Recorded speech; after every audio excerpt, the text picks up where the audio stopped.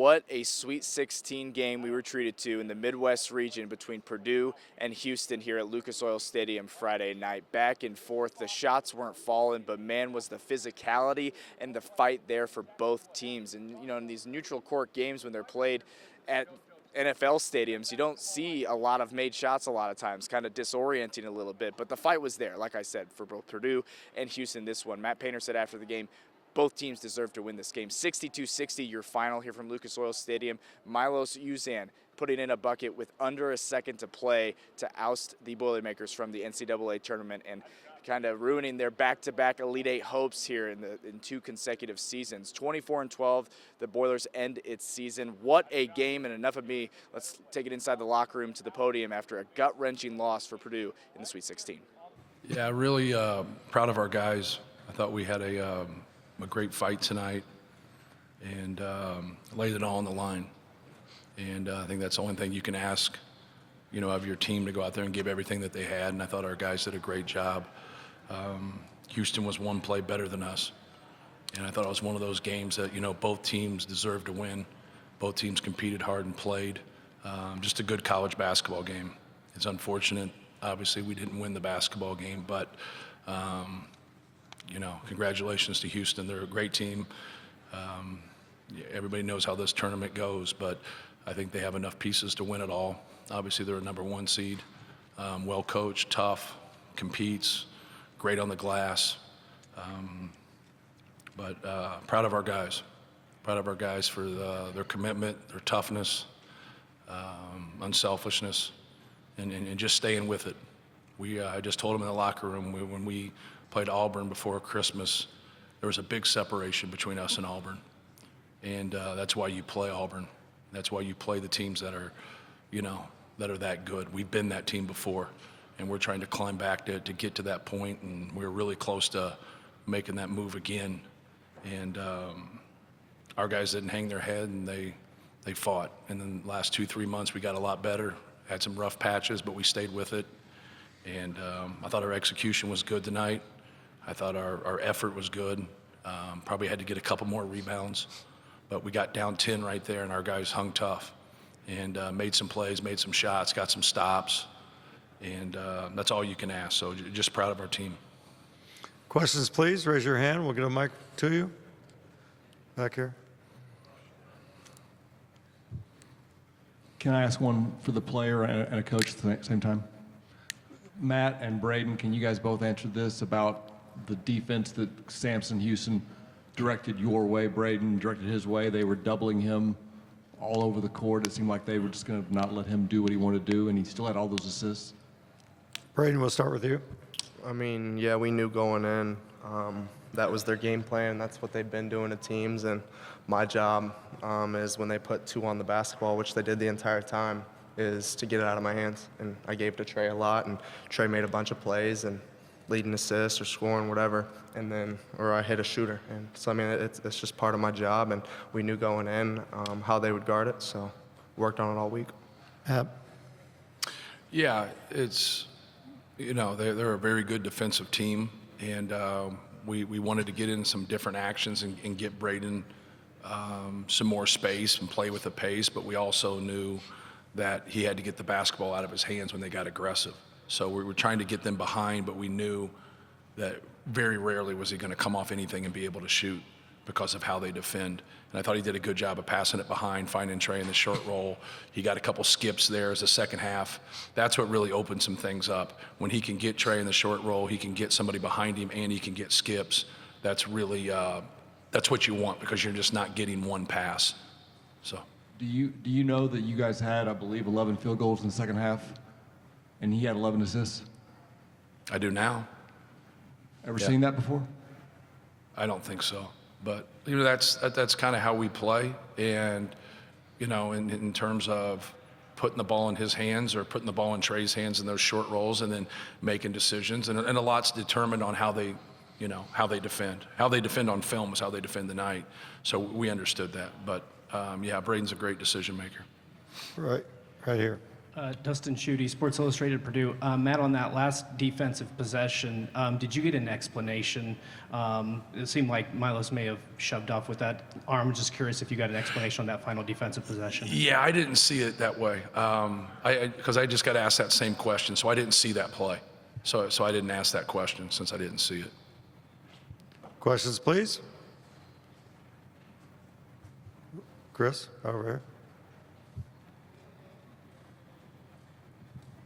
Matt, I'm not going to try to get you in trouble or make you comment one way or the other, but how unusual was it? There were so many 50-50 balls that go out of bounds. You can't tell. It's not reviewable yet. And there were so many in big moments, and none of them seemed to go your way. Yeah, it's frustrating. It's frustrating for our guys. As long as they get it right, you know, it's the couple of them. The one thing I didn't understand is why they didn't collaborate and get together. That's the only thing I was asking them. I said, like, obviously they missed the one. And then the other one, they missed that one too. But like at the time, I didn't realize it. Sometimes when it's 50 feet away from you, it's really hard. You can obviously see. I didn't understand why they didn't get together. They can't go and review that, but they can get together and kind of talk it through and help each other. There's 3 people out there. So that was my only complaint. Right here. Josh Bodie, Wish TV for Braden. After fighting back down 10, tying the game late, how much does this loss sting? Braden. I mean, yeah, it sucks because you want to win every single game that we play. And obviously going down 10, a lot of teams kind of give up. And they're like, oh, well, that's game. So I thought we fought really hard and we dug down deep defensively to get those stops to come back. And we did everything we could. And we just had a little miscommunication at the end. And they converted on it. So, I mean, props to them. Questions, please. Right here in the back.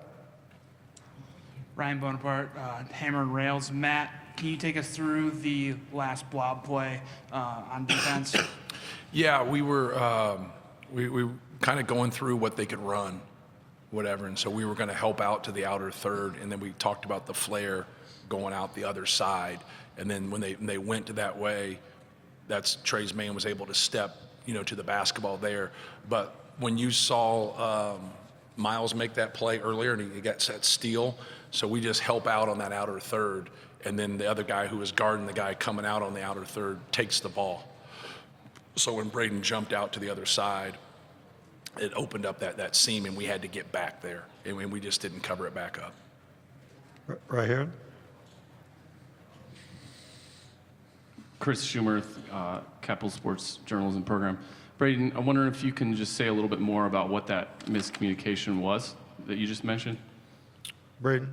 I mean, we knew that they were going to come off a back screen and Cryer was going to get that shot in the corner. We've seen it in film and stuff. So I was just trying to take that away. And as we did that, CJ or whoever it was, we switch it and kind of he takes it and goes back to the ball, kind of like what Coach just explained with Miles where he got the steal. And I don't know, I mean, I could have stayed. I mean, there's a lot of different things that could have went into it. I just didn't want Cryer coming off and hitting that shot. Back here. Greg. Hey, for Trey and for Fletcher both, could you guys, and you guys dealt with the defense differently, Trey in the post, obviously Fletcher on the perimeter, but just how physical was what you guys had to play through tonight? Trey. I mean, they're a super physical team. You know, they have, 3 or 4 bigs that they kind of just run in, and you can't call the fouls. And it's just kind of like, you know, you got to just play through it. It's very tough. It's why they're the #1 defense in the country. So I think they do a great job. Fletcher. They were just pretty physical throughout. Played good basketball. Questions, please. Right here.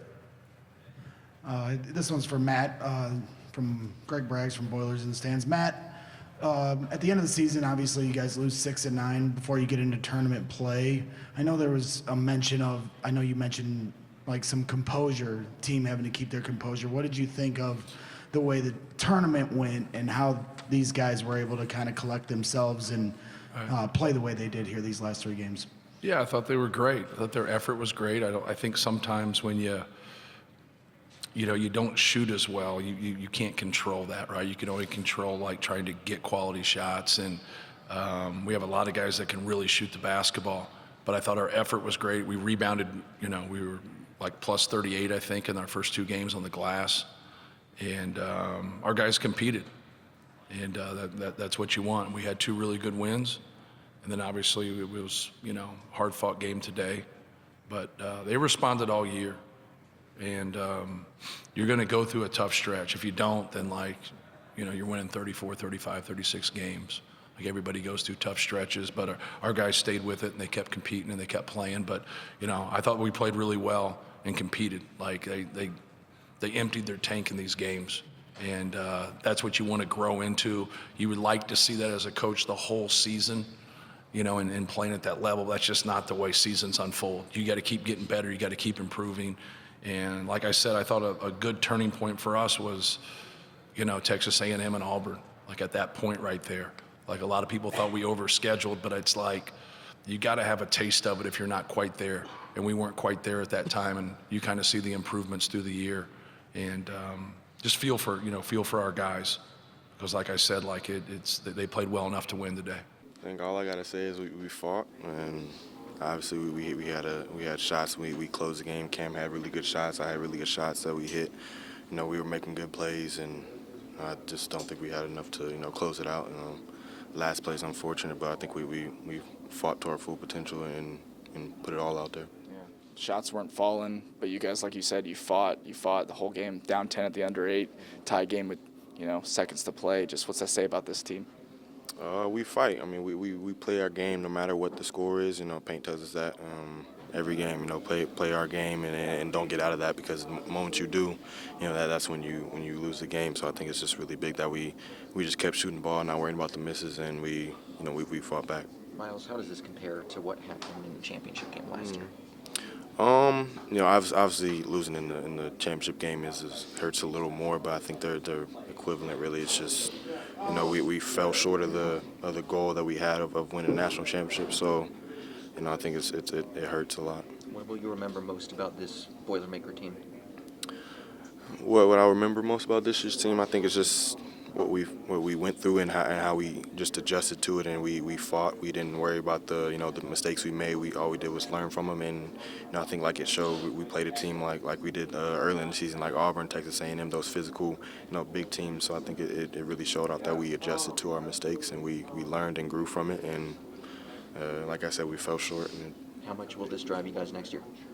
It'll drive us a lot. I definitely think that's something that we'll keep in the back of our heads. We kept that championship game last year in the back of our heads, and we talk about it a lot. Just getting back to that Final Four. So I think it's just all about manifesting it and just putting the work in. Braden makes history tonight. Some positive. First player to have 300 assists in the Big Ten in a season. How did you see him just grow throughout the season?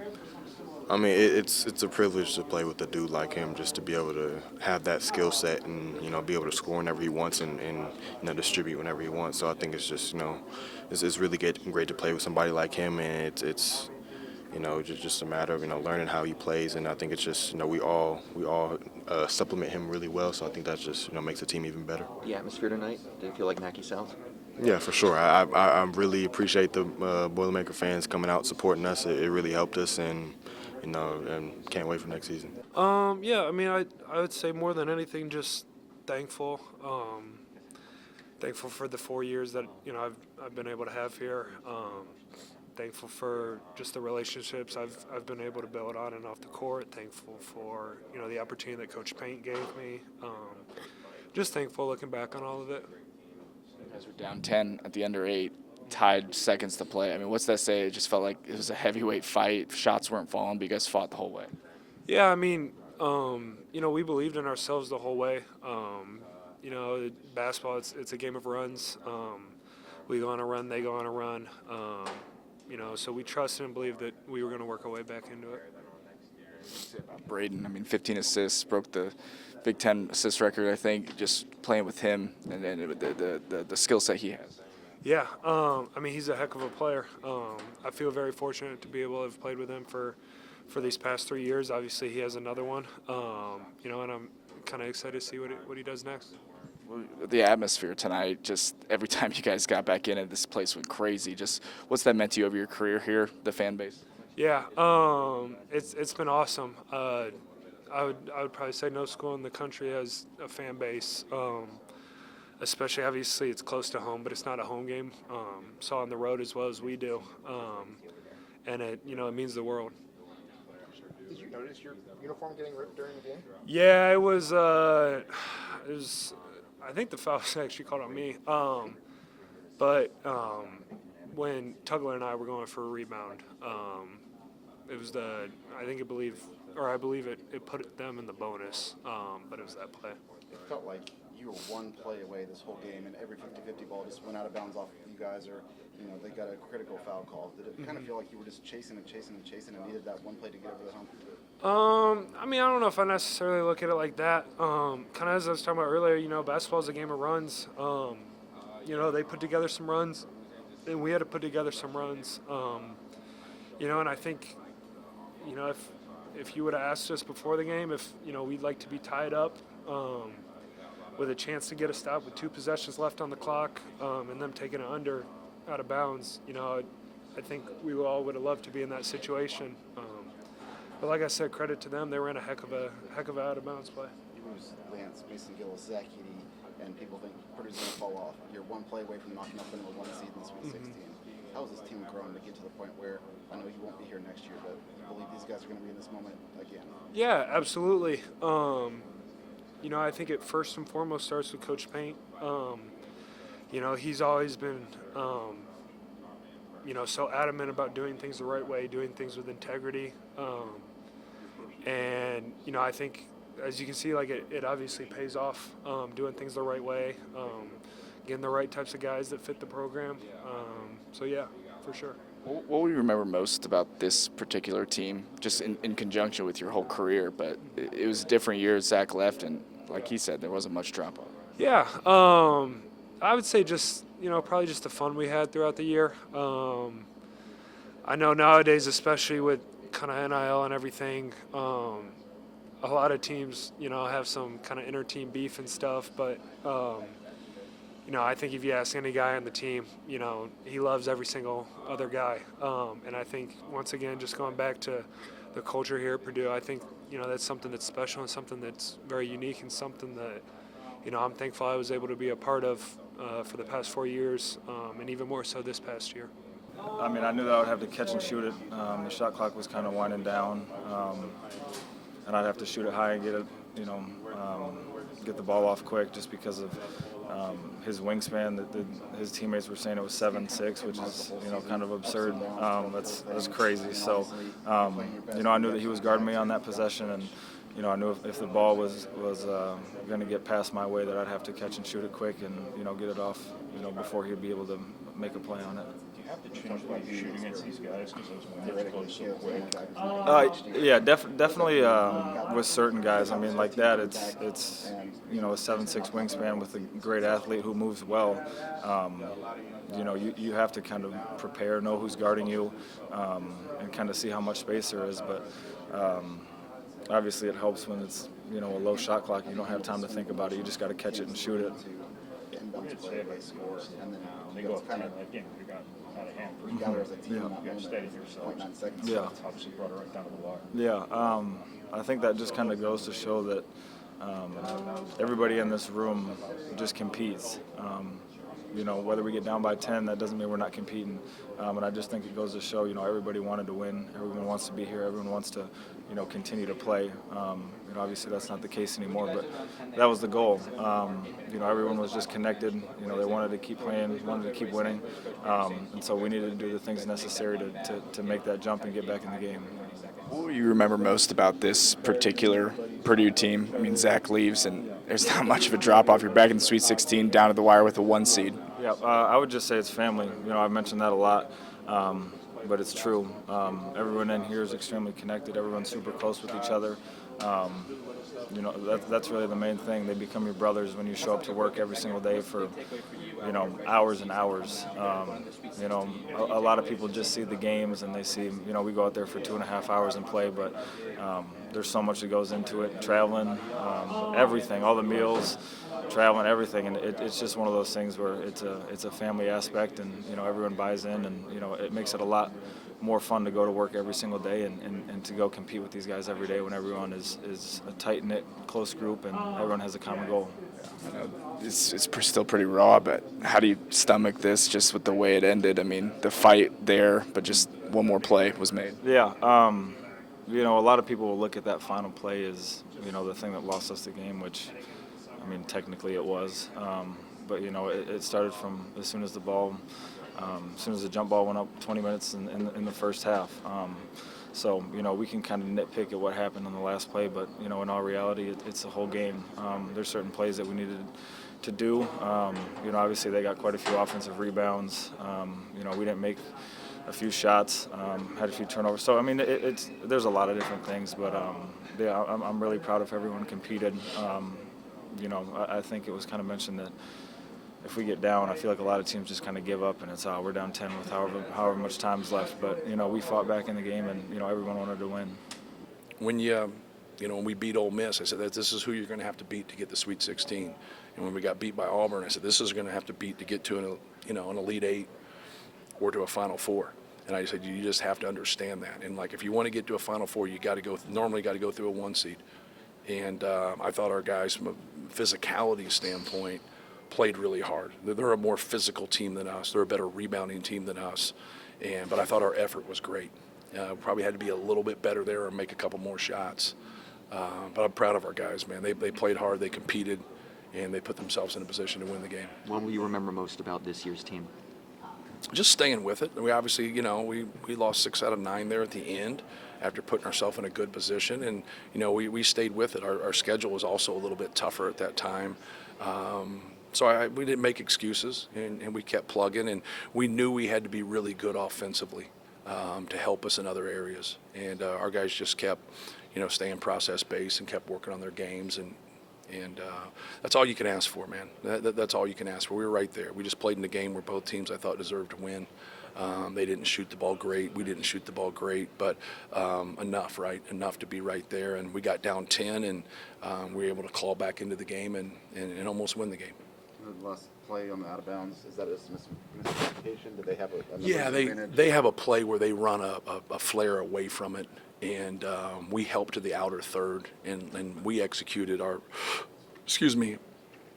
defense great when Milos got that steal. So you got to come back to it was an unbelievable play, right?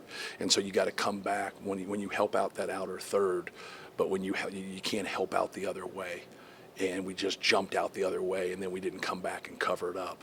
And that's what we had talked about, like what they were running and what they were doing. And so just miscommunication, however you want to look at it, but it's just unfortunate, right? You work really hard, and our guys tried to tell them, even though you magnify the last play, but made a lot of great plays in the game. Made a lot of great plays defensively, made a lot of great plays offensively, and it's just unfortunate it came out of that. You have the one senior, you lose National Player of the Year, you lose Lance, Mason, Ethan, all these guys who were part of the the winningest class ever, and you're one play away from knocking up another one.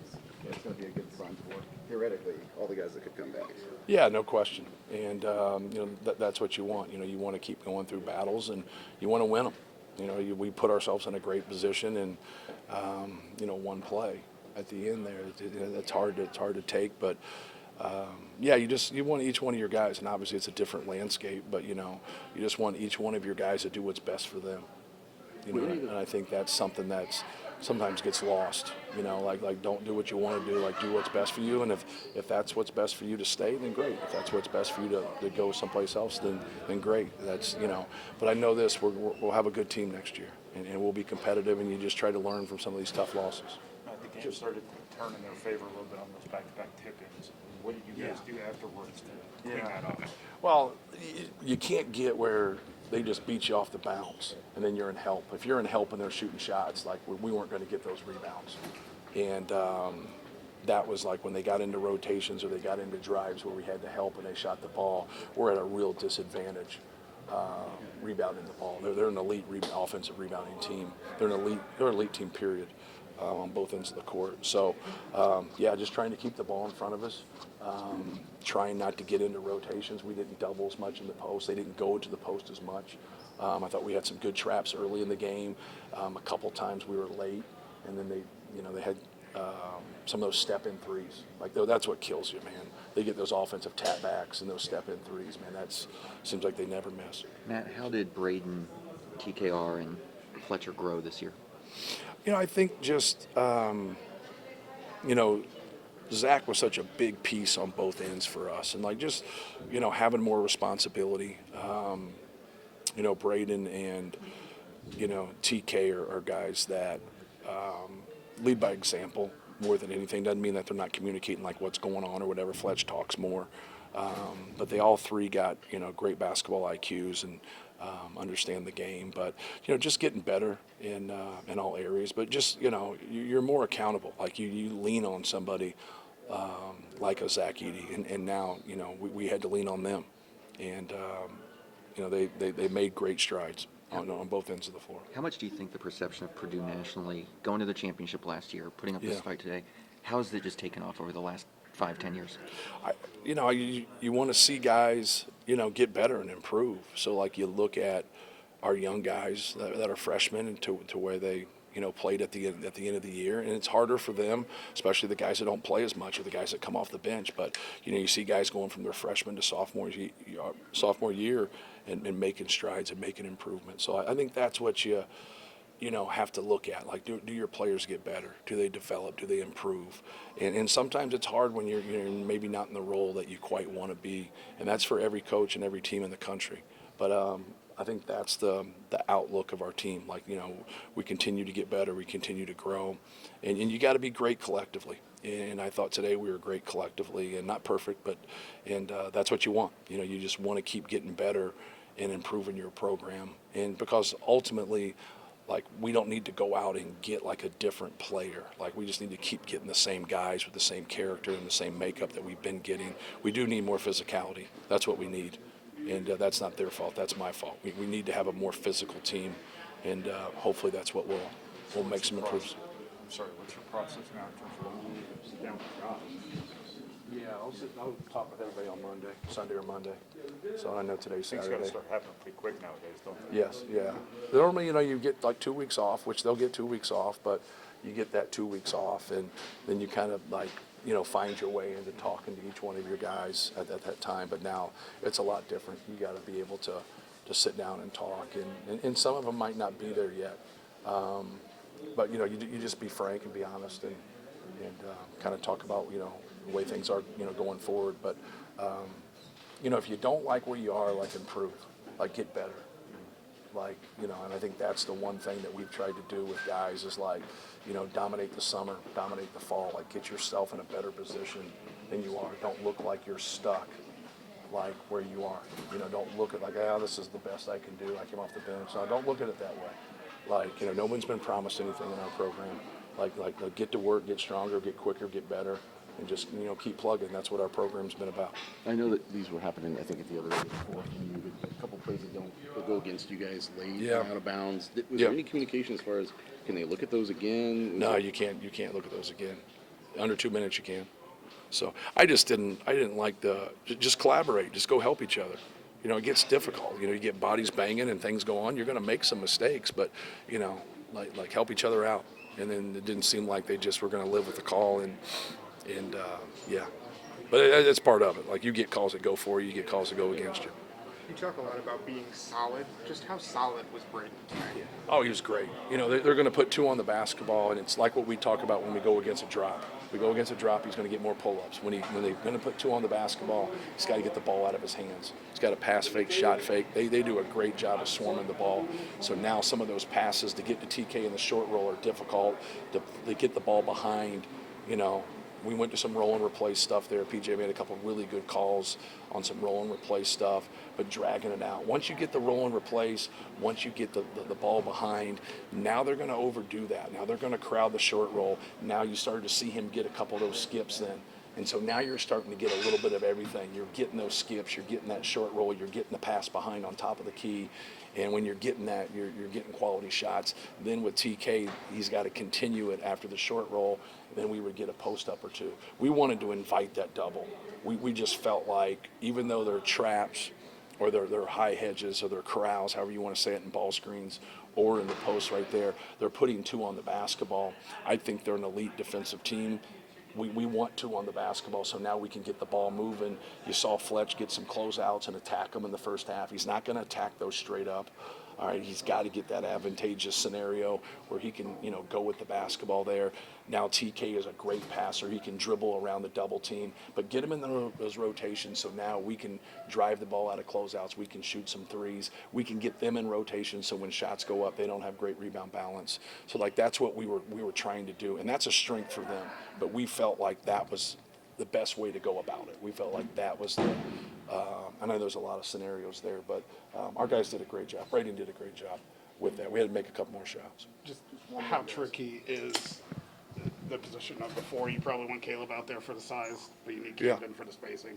Yeah. Just how tricky was it to decide? Yeah, a lot of like what you saw at the end, and we high hedged a lot of that stuff. We stayed away from a lot of that this year because of fouls for TK. And maybe that's, my fault right there, but I wanted him to stay in the game. And so but you saw there when we hedged there at the last 4, 5, 6 minutes, whatever it was, we had some success there. That was a better way of defending them and not letting them get in the paint. Cryer got into the paint to start the second half too much, and we had to make a change. We tried to down some things and keep it there, but then we messed up a couple calls there, and they got a couple pull-ups. So we went to that, and I thought that really helped us.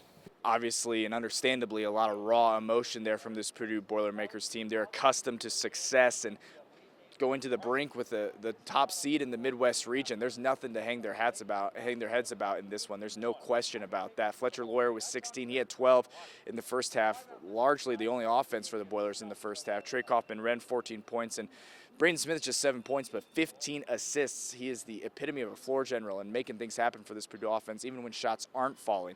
They're only losing Caleb First going into next season. A great career for the Indiana kid, there's no doubt about it, but this team's going to be back. There's no question about that. Matt Painter said it, these players said it, and we'll see a lot more of Purdue moving on in these next few years. There's no doubt about that. But 62-60 is your final here from Lucas Oil Stadium. Purdue loses to Houston in the Sweet 16. Houston will play Tennessee in the Elite 8 on Sunday, right back here at Lucas Oil Stadium. So what a season for Purdue. Again, they end their season 24-12, and we'll see them back next year, hopefully making another run to the Final Four. Here from Lucas Oil Stadium for the final time in the NCAA Tournament, I'm Dominic Miranda, 13 Sports.